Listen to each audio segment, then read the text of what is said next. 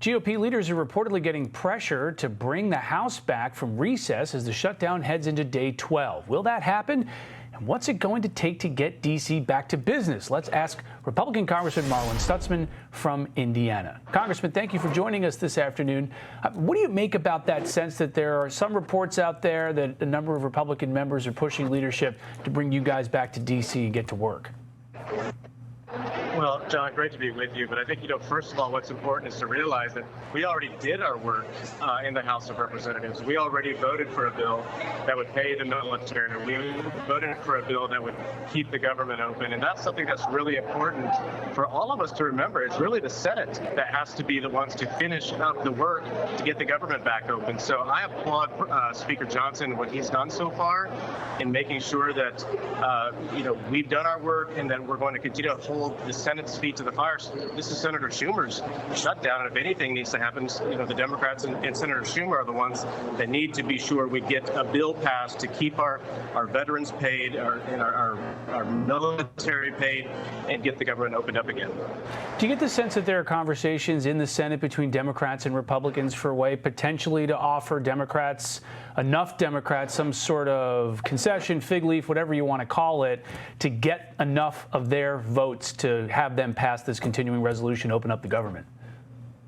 Well, I think so. I mean, they're obviously going to be negotiating a lot. I mean, already 3 Democrats are voting for the CR as it is. We call it a clean CR. Maybe there's other negotiations that can happen outside of this particular bill that could be voted on separately on the Senate side. I don't know all of those conversations over there, but we've done our work in the House, and they've got to find a way to pass this CR to open the government back up. I've been a critic of the 60-vote filibuster rule for a long time on budget bills. They could keep it for everything else, but for the government to serve the American people, when the government's shut down, it's not doing its job. And I come from a business background, and this is no way to run a business.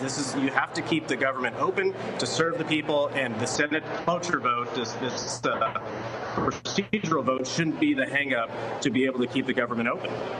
Democrats say this for them is all about health care and extending these expiring Obamacare subsidy rates. Is that something that you and your colleagues are willing to have conversations about, even commit to negotiating and restoring at least some of what's supposed to expire?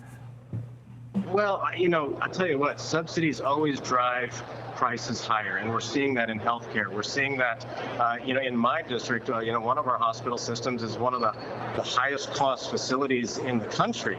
I think subsidies, are only going to end up, those funds are going to end up in the pockets of insurance companies and hospital and service providers, rather than really driving the cost down for patients and the American people at the end of the day. So again, Obamacare has been a failure. We've now been enduring this for almost 15 years, and I think that we're going to have to go back to the drawing table and realize that healthcare is only helping a select few. I mean, my wife, she'll go to the doctor and she'll call me up afterwards. She's like, "Are you sure we have insurance?" Because we're always paying out of pocket. The deductibles are high, the premiums are high.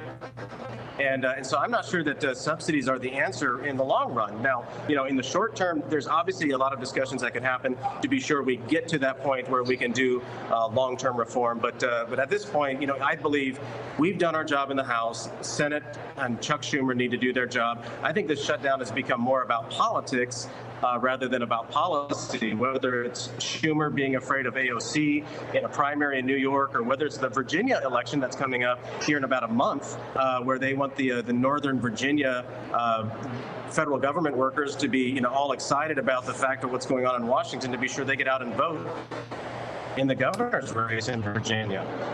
All right. Congressman Marlin Stutzman, thanks so much for joining us. Thank you. Great to be with you this afternoon. Hey, Sean Hannity here. Hey, click here to subscribe to Fox News YouTube page and catch our hottest interviews and most compelling analysis. You will not get it anywhere else.